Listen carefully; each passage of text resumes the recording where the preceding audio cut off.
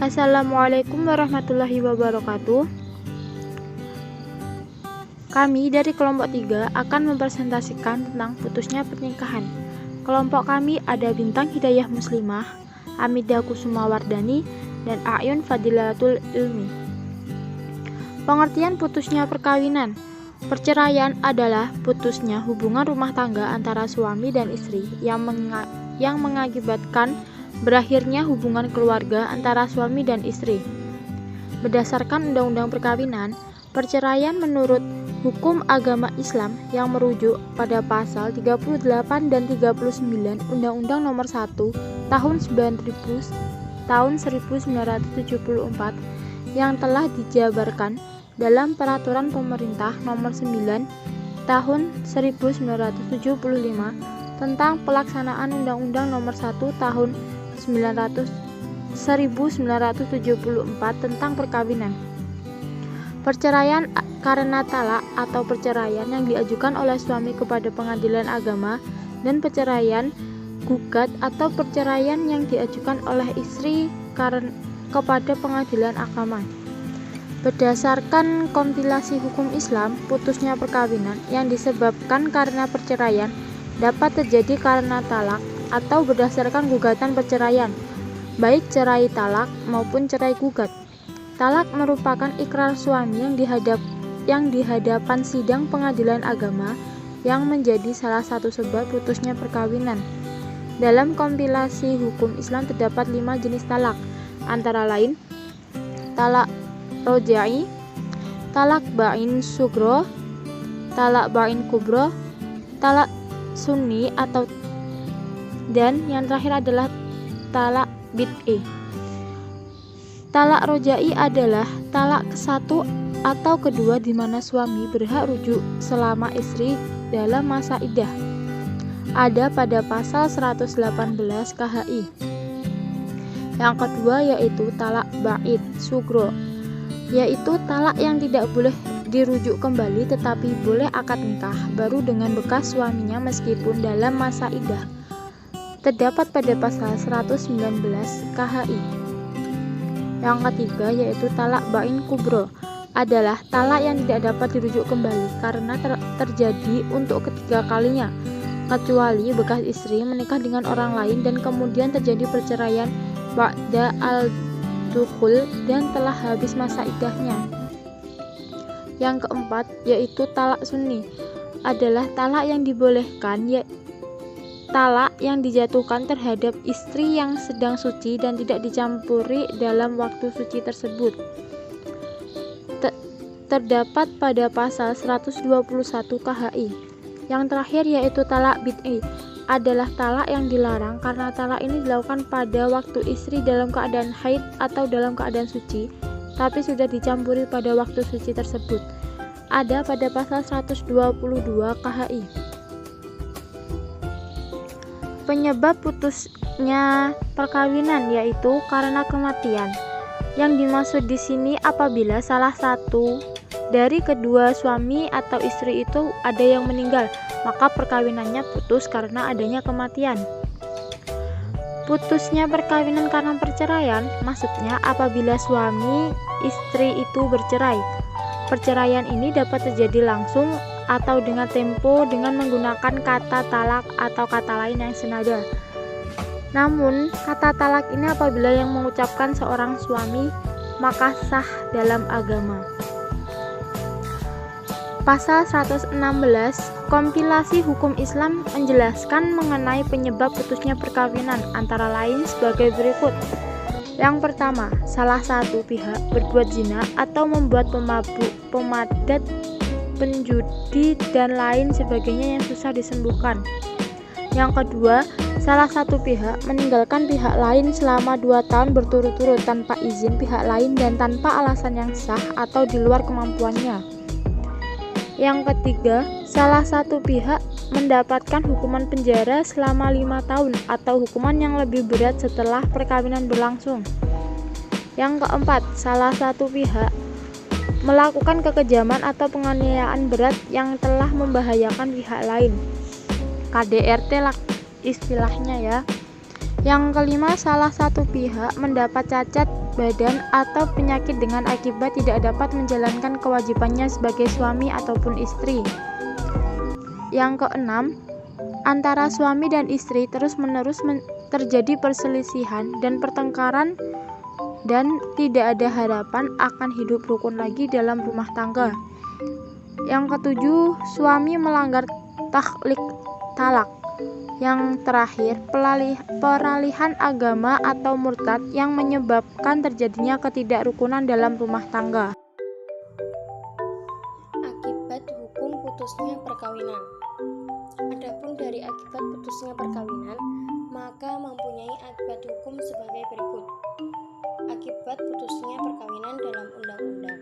Menurut pasal 41 Undang-Undang Nomor 1 Tahun 1974 tentang perkawinan disebutkan bahwa akibat putusnya perkawinan karena perceraian adalah 1. Baik bapak atau ibu tetap berkewajiban memelihara dan mendidik anak-anaknya semata-mata berdasarkan kepentingan anak. Bila mana ada perselisihan mengenai penguasaan anak-anak, pengadilan memberikan keputusannya. 2. Bapak yang bertanggung jawab atas semua biaya pemeliharaan dan pendidikan yang diperlukan anak. Bila mana bapak dalam kenyataan tidak dapat memberi kewajiban tersebut, pengadilan dapat menentukan bahwa ibu ikut memikul biaya tersebut. 3. Pengadilan dapat mewajibkan kepada bekas suami untuk memberikan biaya penghidupan atau menentukan suatu kewajiban bagi bekas istri. Akibat putusnya perkawinan dalam kompilasi hukum Islam. Menurut hukum Islam, setelah terjadinya suatu perceraian, maka akan menimbulkan akibat hukum tertentu. Menurut kompilasi hukum Islam, pasal 156, akibat putusnya perkawinan karena perceraian adalah 1. Anak yang belum mumayyiz berhak mendapatkan hadonah dari ibunya, kecuali bila ibunya telah meninggal dunia, maka kedudukannya digantikan oleh wanita-wanita dalam garis lurus dari ibu dan ayah. Wanita-wanita dalam garis lurus ke atas dari ayah, saudara perempuan dari anak yang bersangkutan, wanita-wanita kerabat sedarah menurut garis samping dari ibu, wanita-wanita kerabat sederhana menurut garis samping dari ayah. Anak yang sudah mumayyiz berhak memilih untuk mendapatkan hadonah dari ayah atau ibu. 2. Apabila pemegang hadonah ternyata tidak dapat menjamin keselamatan jasmani dan rohani anak, meskipun biaya nafkah dan hadonah telah dicukupi, maka atas permintaan kerabat yang bersangkutan, pengadilan agama dapat memindahkan hak hadonah kepada kerabat lain yang mempunyai hak hadonah ulang. 3. Semua biaya hadonah dan nafkah anak menjadi tanggungan ayah menurut kemampuannya, sekurang-kurangnya sampai anak tersebut dewasa dan dapat mengurus diri sendiri, sekiranya umur 21 tahun.